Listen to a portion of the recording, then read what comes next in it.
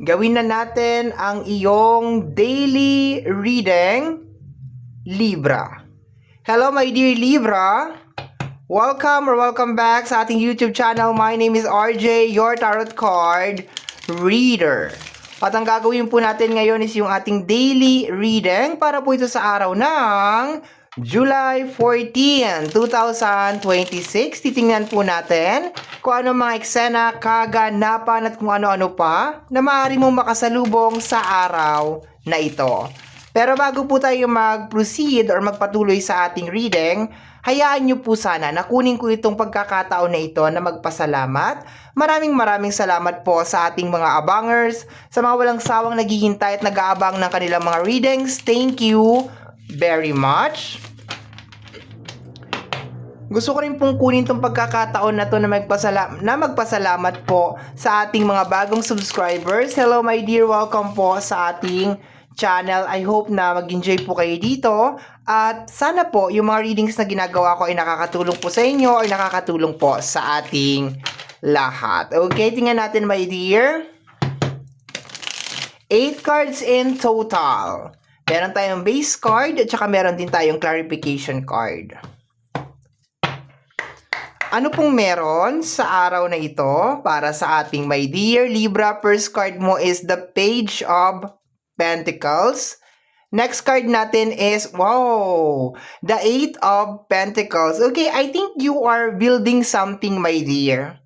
Meron ka ditong inuumpisahan, meron ka ditong ginagawa, may kinalaman sa usapin ng pinansyal. Napaka-positibo ng energy ng dalawang card na to. You're building something, you're starting something, my dear. You are so focused. Nakukuha ko yung determination mo sa dalawang card na to, my dear, na talagang super seryoso ka talaga sa kung ano man yung bagay, my dear, na yan na inuumpisahan mo o ginagawa mo. Ang ganda.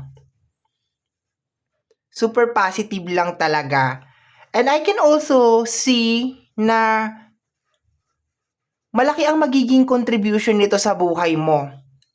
Kung ito ay mapagpapatuloy mo talaga, my dear, yung energy niya, malaki yung magiging transformation or contribution nitong bagay na ginagawa mo sa buhay mo.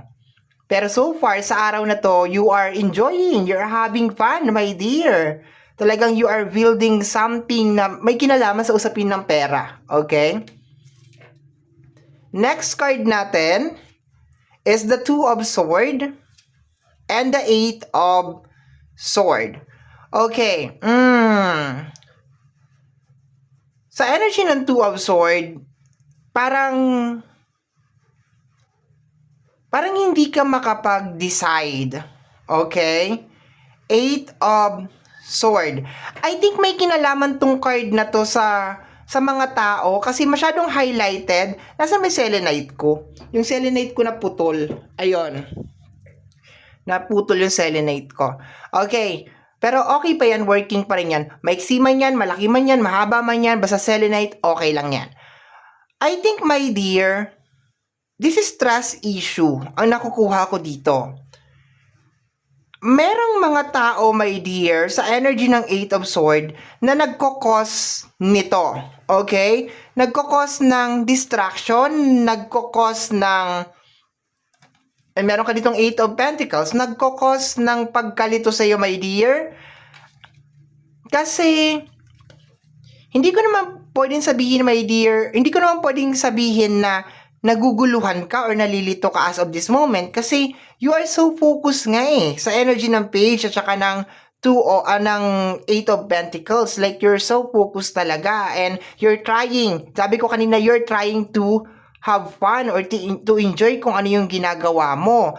Itong dalawang card na to, nagre-release siya, my dear, ng panggulo. Alam mo yung epal? Alam mo yung is either like dinidistract ka or ginugulo ka. Hopefully, walang pambubuli na nangyayari dito, my dear, ha? Pero hindi ko nagugustuhan yung kanyang energy kasi parang nagdudulot siya, my dear, ng trust issue sa'yo. So, possible, my dear, na ikaw, my dear, is nakakaramdam ka rin ng, alam mo yun, yung parang hindi komportable na pakiramdam. Yung para bang, pagkakatiwalaan ko ba tong tao na to? Yung ganon. May mga tao, my dear, sa paligid mo na hindi maski ako hindi ko nagugustuhan yung energy nila kasi to the point na gusto nila na parang malito ka or ma-stuck ka, parehas nakaupo eh. Parehas nakaupo. So, probably kung ano man yung ginagawa mo dito sa energy ng Eight of Pentacles, angel number 88, ayaw nila, my dear, na ma-accomplish mo to. It's more on parang insecure. Parang na-insecure na nakukuha ko dito, my dear. Parang may nai-intimidate is either sa itsura mo, sa skills mo, sa talent mo, or parang siyang nayayabang. Yun ang nakukuha ko din, na-intimidate sa'yo, my dear. And possible din, my dear, na may nagsisinungaling ngayong araw na to. And hindi to malayo sa'yo. Ayan lang, malapit lang siya. Kasi minsan itong 8 of sword na to, pag tinitingnan ko to, yung mga sword na nakapaikot sa kanya, yung mga sword na nakacircle sa kanya, my dear, ang tingin ko dyan, mga tao. Mga tao na possible na naging dahilan kung bakit siya na-stuck dyan. Or possible din, my dear, na mga tao na parang binibring back yung nakaraan. Pwede din. Kasi wino-workout mo, nagmo-move forward ka, tapos parang hinihila ka pabalik. So, expected mo yan ngayong araw na to. And parang may hindi nagsasabi ng totoo, my dear. Parang may nililinlang ka or ginugulo ka or dinidistract ka. Yun ang nakukuha ko dito sa card na to. Okay, tingnan natin. Next card. The King of Pentacles and the Star. O, diba? Sabi ko sa'yo, my dearie, pag ito talaga na-maintain mo tong energy na to, success to. Bongga to. And I think nararamdaman din siguro ng mga tao na to, my dear, na parang, okay, seryoso na si Libra. Ayaw na ng mga panggulo or kung ano man yan. May nakukuha talaga ako dito na ayaw niya na makuha mo to. Ayaw niya na makuha mo to, my dear. Parang sinasabotage niya, my dear, kasi papunta ka sa energy ng King of Pentacles, some energy na stable. Okay? And binabalance mo, my dear. Okay, binabalance mo. Possible na magkaroon ka ng mga issue, problema sa mga katrabaho mo. To the point na meron tayo ditong energy ng 8 of Pentacles. 1, 2, 3, 4, 5. 1, 2, 3. Possible, my dear. Possible na magkaroon ka ng problema sa iyong mga katrabaho. Yun ang nakukuha ko. May crab mentality ako nakukuha dito. Like, dinidistract ka, ginugulo ka.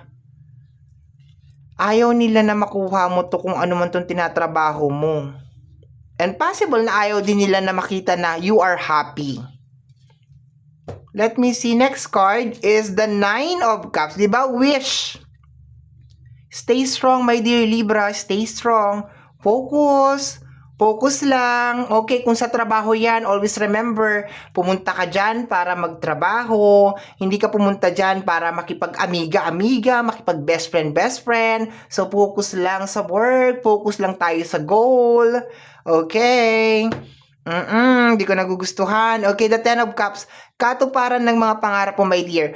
I will be sticking doon sa sinabi ko kanina, my dear, na kung talaga ma-maintain mo tong energy na to ngayong araw at talagang you will be consistent doon or you will be focused doon sa goal mo, makukuha mo to. Malaking pera to, my dear. This is going to be a life changer then, my dear, for some of you. Okay? Pero hindi ko nagugustuhan yung energy ng 8 of Swords. Parang may mga nagsisinungaling, ginugulo ka, issue ng nakaraan, parang binabalik, possible na tinitrigger ka, okay? Diverting yung focus mo, no? Dinadivert yung focus mo, yung attention mo, para hindi ka makapag-focus dito sa kung ano man tong gagawin mo na ito. At gusto nila mag-focus ka doon sa mga bagay na walang katuturan at walang kakwenta-kwenta. We have here the energy of the 3 of Cups. May mga tao talaga ako nakukuha dito, my dear. I can see, my dear, na posibleng katrabaho mo talaga, oh. mga ano to, mga tao na posibleng walang pangarap sa buhay, no? Yun na lang sasabihin ko, my dear. Kasi meron tayong Five of Pentacles over here. Sila yung mga klase ng tao, my dear, na parang gusto nila pag mahirap sila or ayaw nila na makaahon. Alam mo yun, parang pag naghihikayos sila sa buhay, kailangan naghihikayos ka rin. So mag-ingat ka sa mga ganitong klase ng tao, ha? And mostly ang mga tao na to is more on benefits lang talaga. Is either katrabaho mo to, my dear, or kaibigan mo. Yun ang nakukuha ko dito. And as much as possible, wag ka na rin magkwento-kwento ng mga plano mo, ng mga next move mo, yung mga ganyan. Kasi pakiramdam ko talaga parang ayaw talaga nila. This is, hindi lang to isa, more than one to. Ayaw nila na abot mo kung ano yung gusto mong maabot sa buhay. Try to divert your focus, your attention, ganon. Okay? So, my dear Libra, ito po ang nasagap natin na message energy para sa araw na ito. July 14, 2026. Kagaya po na lagi kong sinasabi, ang tanging hiling at dasal ko lamang po sa ating buong may kapal na ang mga readings ko ay nakakatulong po sana sa ating lahat. Maraming salamat po. Thank you, my dear. Ingat po. Ingat po, ha? Bye-bye.